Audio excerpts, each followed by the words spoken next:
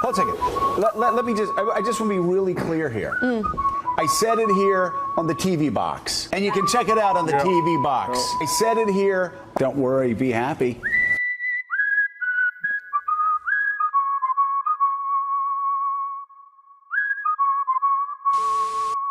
Don't worry, be happy.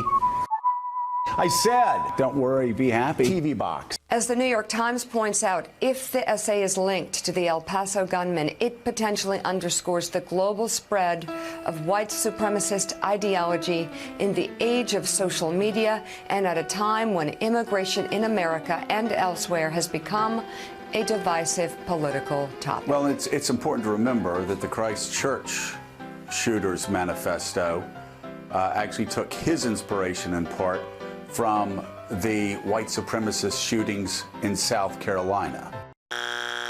Under his name online is a racist manifesto claiming that white Christians are under threat from other religions and races. He also cites mass shooters like Norwegian terrorist Anders Breivik and Canadian Alexandre Bissonnette, the Quebec City mosque attacker, now serving 40 years in jail for his actions 2 years ago. The white supremacist shootings in South Carolina.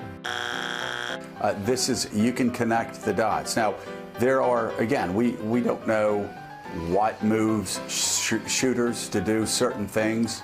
It's about this guy specifically using words that are similar to Donald Trump's. He says Texas will go Democratic in the coming elections to come because more Hispanics are, quote, invading Texas, which of course has been the president's theme for the past 4 years, that Mexicans and Hispanics are invading America. And we will make America great again. God bless you and good night. I love you.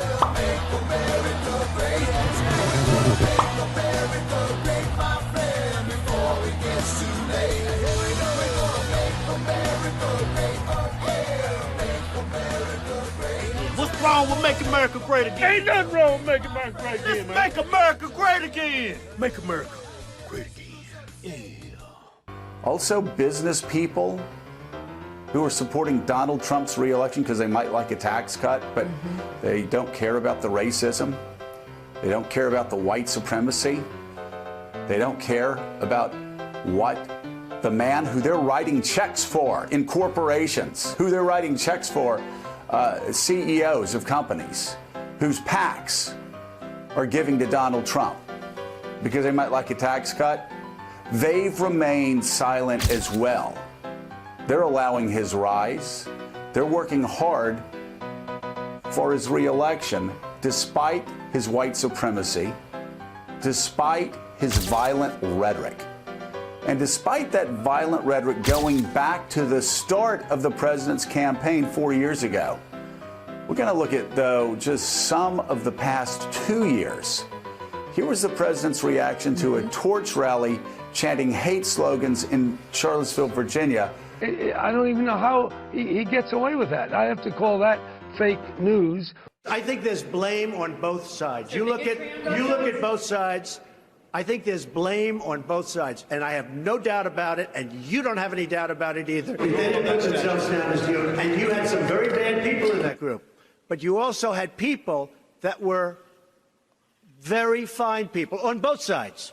Very fine people. Now, again, it's very interesting that Trump supporters on Twitter and on other networks will actually say he wasn't talking about the neo-Nazis. That president right there, he was talking about the white supremacists and neo-Nazis.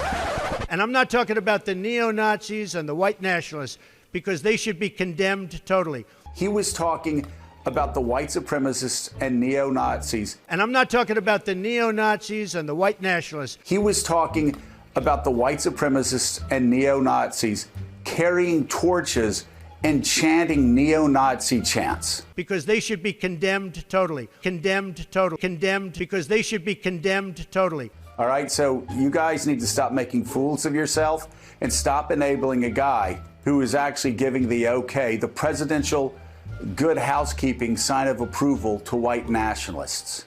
I've condemned neo-Nazis. I've condemned many different groups. Just don't shame yourselves anymore. I know it's going to be hard because you've spent the past several years lying and covering up for this president. And they saw it happening again last night on Twitter. Donald's scared of... No, he's not. He's scared of losing. The only thing he's scared of is losing. He doesn't like to lose. And trying to pretend he's not a white supremacist. And that, of course, goes for you CEOs who allow your companies to continue to write checks to support the political rise of this white supremacist president. It's the oldest play in the Democratic playbook. When Democratic policies fail, they are left with only this one tired argument. You're racist, you're racist, you're racist. They keep saying it. You're racist. You're racist. To support the political rise of this white supremacist president, I wonder if your shareholders are really okay with that. It makes no sense. He will contradict himself. He will say something 1 minute, contradict himself 3 minutes later. Any rational person would know that there's videotape to show that he had a different position like a day or two before. And last fall, a deranged man whose lawyer says he was inspired by what he heard from the president and Fox News sent pipe bombs to kill Donald Trump's critics. What is that? Give me a break. Targeting George Soros, the Clintons, the Obamas, CNN, and others. Here's what Mika said as that was unfolding. He's trying to undermine the media, trying to make up his own facts. He could have undermined the messaging so much that he can actually control exactly what people think. And that is our job. Yeah. And I can't pretend and sort of try and cover this fairly and put it in the veil of objectivity. This is wrong. And it continues. And what was the president's reaction? Boom, boom, bing. It was to mock the people who actually had bombs sent to them. Ridiculous bullshit. Amid an election where the president made repelling a caravan of migrants and sending troops to the southern border a nightly rallying cry. They didn't seem to have a problem when George Bush did it in 2006. Didn't have a problem when Barack Obama did it in 2010. And now Donald Trump, it's a problem. Democrats want to invite caravan after caravan of illegal aliens to pour into our country. I don't think so. That's an invasion. I don't care what they say. I don't care what the fake media says. That's an invasion of our country. It happens at every rally. The rallies keep getting worse. The Nazi chants go up from the crowd, send her back. Then they are. You can look at history. They are. And yet that sort of rhetoric that CEOs are funding with their support of Donald Trump, leaders of business in America are supporting that sort of white supremacy. Look at history. They are funding that man and his hate campaign that gives inspiration to white supremacists and white supremacy. Now, that rhetoric, of course, continued to heat up throughout the campaign. You have all of these countries, whether it's... What? Bless you. Oh, I thought she sneezed. Yeah, it wasn't a protester. You're so used to protesters. Somebody sneezes and you're ready to throw them the out. camera's going to go over there and show what a big crowd I have. That's the only way they show the big crowd. That was a healthy sneeze. She's a healthy person. Yes. Warning of, quote, large-scale crime and disease from immigration. Plagues. Other networks talked about plagues coming to the United States and using invasion rhetoric. They're seeing crossers with contagious infections, and sources tell me right now, all that's separating the sick from the healthy, this caution tape, and agents tell me that's not enough. The United States is currently under invasion from hordes of illegal aliens from all over the world, pouring over the southern border. The onslaught is at its highest levels in over a decade, bringing with it rampant crime, drugs, and yes, diseases. Just last month, there were over 2,200 people quarantined over a mumps outbreak in detention centers for illegal immigrants. Hundreds of detainees were confirmed to be infected with the disease around the country, a disease which was once nearly eradicated from the United States. But the president never tones down his rhetoric. In fact, for those of you who are funding Donald Trump's re-election campaign, you may want to take note. You may want to take note.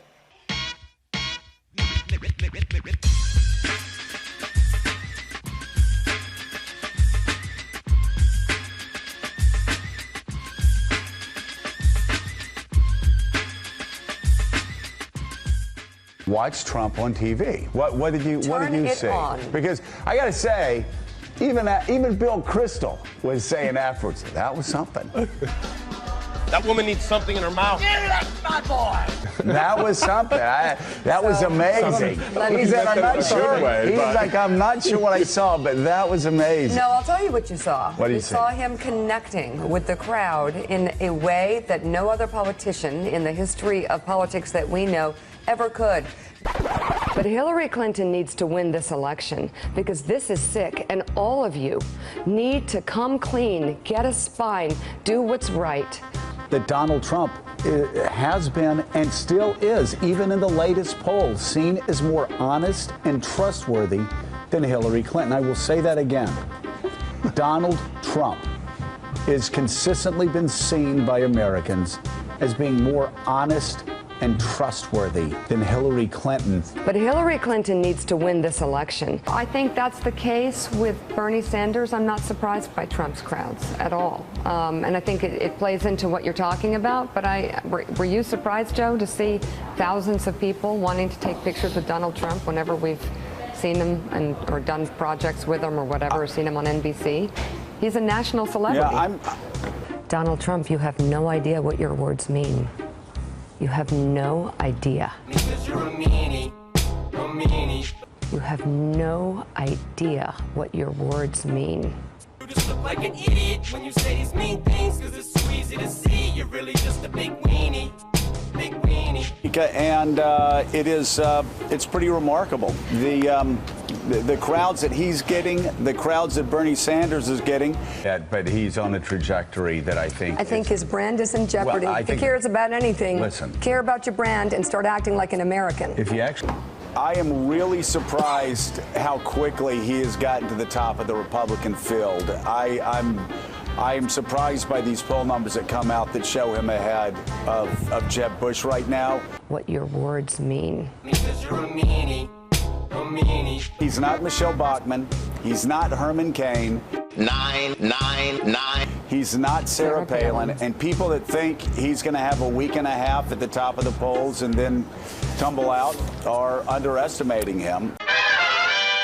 And just the last month, we have witnessed the hatred the president has directed at minority members of Congress after trashing Elijah Cummings for the last week. On Friday, Trump tweeted, quote, "Really bad news. The Baltimore house of Elijah Cummings was robbed. Too bad."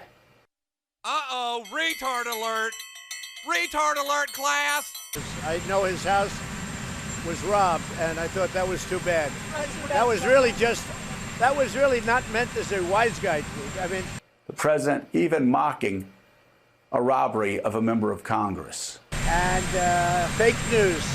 Here's Donald Trump last May. This is an invasion. When you see these caravans starting out with 20,000 people, that's an invasion. I was badly criticized for using the word invasion. It's an invasion. But how do you stop these people? You can't. There's no... That's only in the panhandle you can get away with that statement.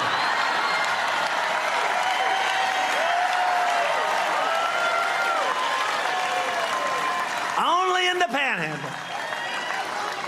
So it's a tough situation. And to confront this crisis, you saw that. It was a big deal 2 months ago. I declared a national emergency, which is what it is. This is an invasion. When you see these caravans starting out with 20,000 people, that's an invasion. I was badly criticized for using the word invasion. It's an invasion. And it's also an invasion of drugs coming in from Mexico, okay? It's an invasion of drugs.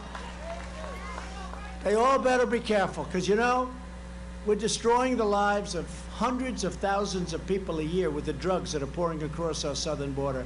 They better damn well be careful, because people are wise to it now. They have drug dens and drug labs and factories right along the border. They make the crap right there, and they send it over our border where we don't have walls. They drive it right through, because we have 2,000 miles between the Gulf and the Pacific, 2,000 miles. Now, a lot of it you don't need the wall because it's mountains, it's big, strong rivers, it's snake country. Nobody's walking through certain areas. You gotta like snakes a lot. They got some rough country. But we need, and what we need we'll have done. But they can't do this. They can't let this happen. And we're being very tough with them, I'll be honest. Mexico made $100 billion on average over the last 10 years. $100 billion. They took 30% almost of our automobile business. We make cars. They send them through the United States. That won't happen anymore under the USMCA. It'll be prohibited. It'll be economically prohibited. Our current immigration crisis is the result of Democrat-backed policies that prevent border crossers from being swiftly returned home. A border crosser comes in, you say, sorry, we're taking you home. And that's if you're nice, and I want to do that, okay? But we're the only one that has judges. Judges, think of it. They come across, we have judges. We're the only one, nobody else has judges. We give them a trial. We need Perry Mason. It's crazy. Folks, it's crazy. And then they say, and the wall would help, because it would not help, the wall would stop it. Okay, the wall would stop it. I mean, when you have 15,000 people marching up, and you have hundreds and hundreds of people, and you have 2 or 3 border security people that are brave and great, and don't forget, we don't let them, and we can't let them use weapons. We can't. Other countries do. We can't. I would never do that. But how do you stop these people? You can't. There's no... That's only in the panhandle you can get away with that statement.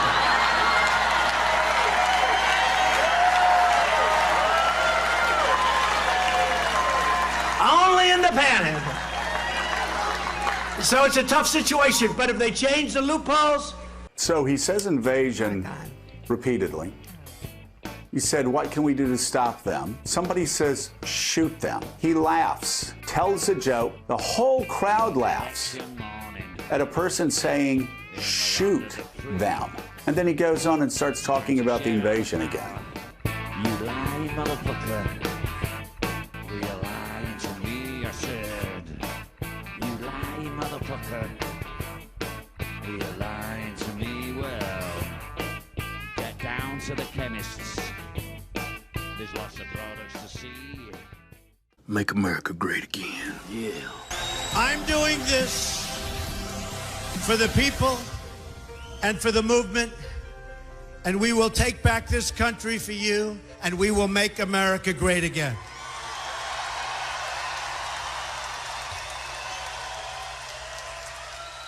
I am your voice. Look. Look at Harold. It's not even the lies, which are obvious and daily and weekly. It is his complete lack of care for the people of this country.